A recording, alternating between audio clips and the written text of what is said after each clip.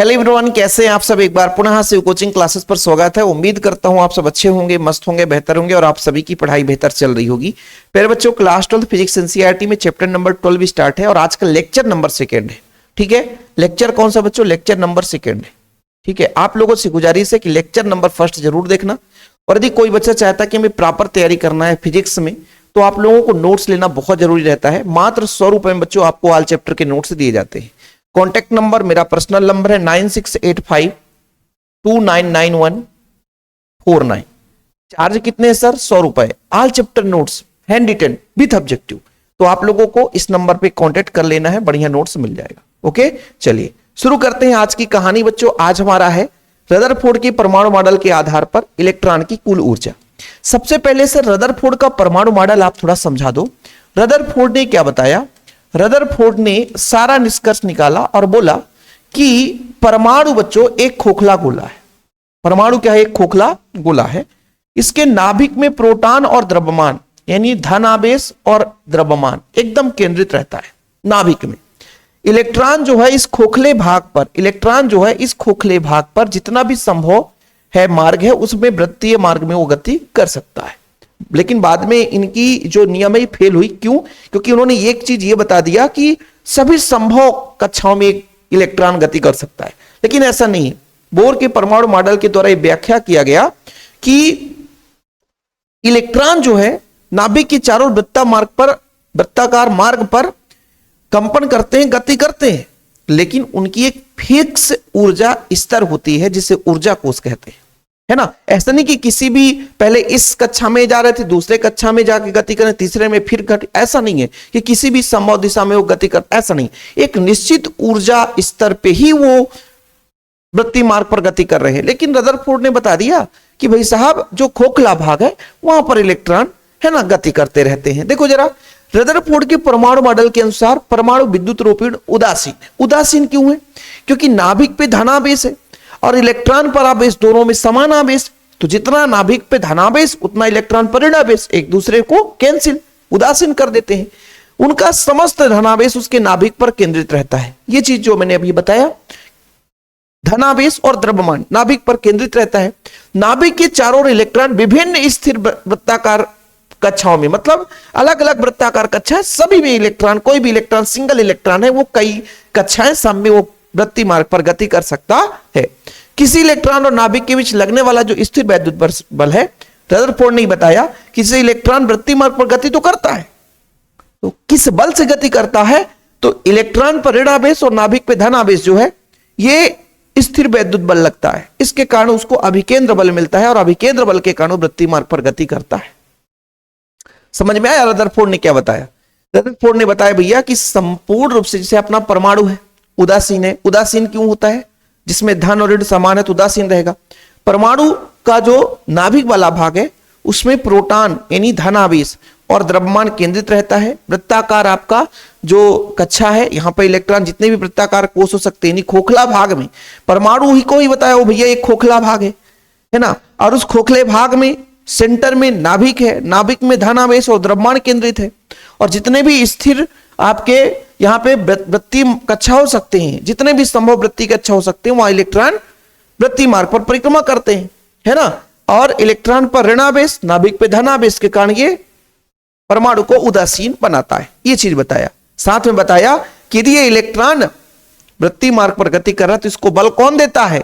Coulomb आकर्षण बल यानी स्थिर वैद्युत आकर्षण बल जो है इसको बल प्रदान करता है, अभिकेंद्रीय बल मिलता है, जिसके कारण से वो वृत्तीय मार्ग पर गति करता है। कोई इलेक्ट्रॉन वृत्तीय मार्ग पर गति क्यों करेगा? क्योंकि उसको अभिकेंद्र बल मिलेगा। यदि अभिकेंद्र बल mv² नहीं मिल रहा है तो वो गति नहीं कर सकता बच्चों। तो चलिए शुरू करते हैं, थ्योरम पर बढ़ते हैं कि माना क्या माना गया कि माना कि भैया एक परमाणु है, इसके परमाणु के नाभिक में धनावेश है। इस परमाणु की जो त्रिज्या है बच्चों स्मॉल r है। इस परमाणु की जो त्रिज्या है स्मॉल r है। एक इलेक्ट्रॉन है जिसका द्रव्यमान स्मॉल m है। वृत्तीय मार्ग पर बच्चों v वेग से गति कर रहा है। किस वेग से? v वेग से गति कर रहा है। तब इस पर अभिकेंद्र बल कितना लगता है? तो इस पर अभिकेंद्र बल कितना लगता है बच्चों? अभिकेंद्र बल, तो अभिकेंद्र बल इस पर जो बल लगेगा, ध्यान रखना, ये कहां पढ़े हैं? 11th क्लास में पढ़े हैं। अभिकेंद्र बल कहां पढ़े हैं? 11th क्लास में पढ़े बच्चों। अभिकेंद्र बल कहां लगेगा? mv स्क्वायर बटा आर, mv स्क्वायर बटा आर, ये अभिकेंद्र बल है। ये आप लोगों को याद रखना है कि वृत्तीय मार्ग पर कोई वस्तु गति कर रहा है तो उस पर एक अभिकेंद्र बल लगता है बच्चों, वो हो गया आपका mv स्क्वायर बटा आर। ठीक है, चीजें क्लियर बच्चों? अच्छा, ये जो अभिकेंद्र बल है ये कहां से मिलता है? कूलाम आकर्षण बल से मिलता है, यानी स्थिर वैद्युत आकर्षण बल से मिलता है। दो आवेशों के बीच लगने वाले बल को स्थिर वैद्युत आकर्षण बल, जो चैप्टर नंबर 1 में पढ़ा, तो कूलाम के नियम से नाभिक में धनावेश, कूलाम के नियम से, किसके नियम से प्यारे बच्चों? कूलाम के नियम से, कूलाम के नियम से, कूलाम के नियम से नाभिक में धनावेश, नाभिक के धनावेश, नाभिक के धनावेश व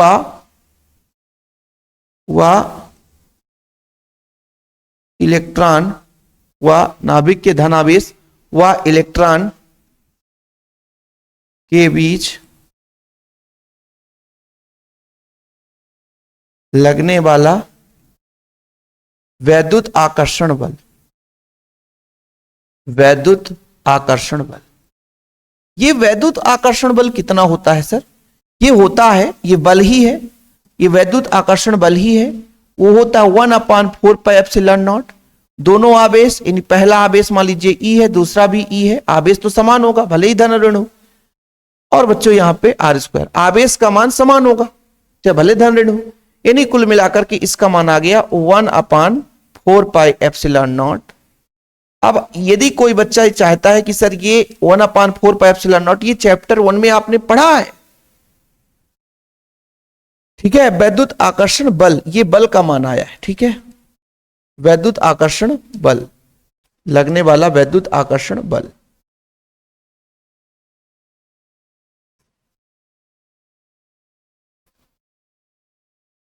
लगने वाला वैद्युत आकर्षण बल, ये बल लग गया 1/4 पाई एप्सिलॉन नॉट, है ना, E इंटू ई। क्योंकि बच्चों आप लोगों ने पढ़ा नहीं पढ़ा तो कोई बात नहीं, मैं यहां पे बता देता हूं। ये फार्मूला होता है F बराबर 1/4 pi epsilon not Q1 Q2 बटा आर स्क्वायर, दो आवेशों के बीच लगने वाला कूलाम आकर्षण बल, आप लोगों ने अच्छे तरीके से पढ़ा होगा। ठीक, अब बच्चों, अब आप लोगों को जैसा कि बताया गया कि अभिकेंद्र बल जो है, अभिकेंद्र बल है, वो कूलाम आकर्षण यानी स्थिर वैद्युत बल के बराबर होगा। यानी इलेक्ट्रॉन पर लगने वाला जो अभिकेंद्र बल है बच्चों, इलेक्ट्रॉन पर अभिकेंद्र बल है स्थिर वैद्युत आकर्षण बल के बराबर होगा। किंतु यहां पर आप लोग लिखेंगे किंतु अभिकेंद्र बल, कौन सा बल? अभिकेंद्र बल, कौन सा बल बच्चों? अभिकेंद्र बल किसके बराबर होगा? स्थिर वैद्युत आकर्षण बल के बराबर होगा। स्थिर वैद्युत आकर्षण बल के बराबर होगा, स्थिर वैद्युत आकर्षण बल के बराबर होगा, स्थिर वैद्युत आकर्षण बल के बराबर होगा। तब अभिकेंद्र बल कितना है? mv स्क्वायर बटा आर, ठीक है बच्चों, और आपका कूलाम आकर्षण बल 1/4 pi epsilon naught E square upon r square. यही तो है बच्चों। देखना बच्चों, थोड़ा ढंग से समझिएगा। यदि मैं mv को इधर ले जाऊं, आर स्क्वायर को इधर ले आऊं, देखिएगा, इस आर स्क्वायर को इधर लाता हूं और mv को इधर ले जाता हूं, 1/2 एप्सिलॉन नॉट E स्क्वायर बटा mv हो जाएगा।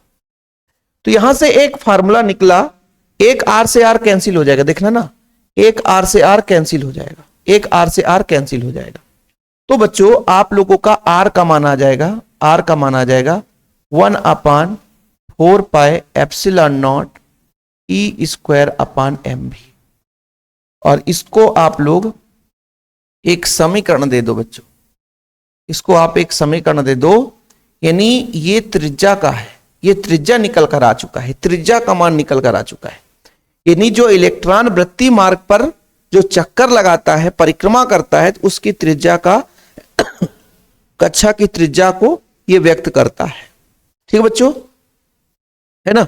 यानी ये जो समीकरण 1 आपने देखा, चाल भी हो गया और आर यानी इलेक्ट्रॉन, है ना। जो समीकरण 3 है बच्चों, यहां पर लिख लेना, जो समीकरण 1 है, समीकरण 1 है, समीकरण 1 इलेक्ट्रॉन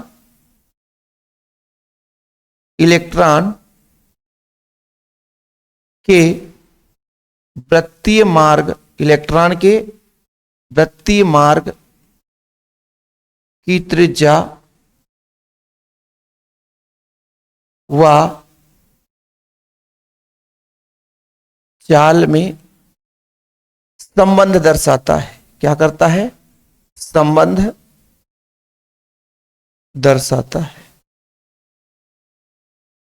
ठीक है बच्चों, ये चीज हो गया।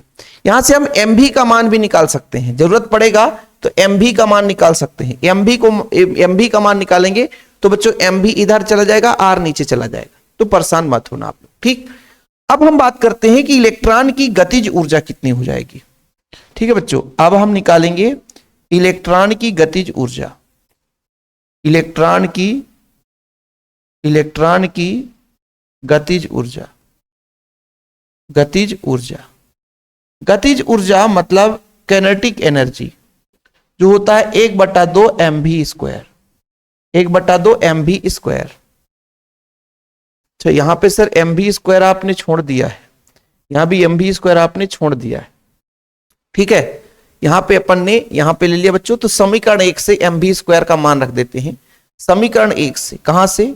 समीकरण 1 से, कहां से बच्चों? समीकरण 1 से, समीकरण 1 से के बराबर कितना हो जाएगा? 1/2 mv² का मान रखेंगे बच्चों तो आ जाएगा 1/4πε0 इंटू E²। कितना बच्चों? E²।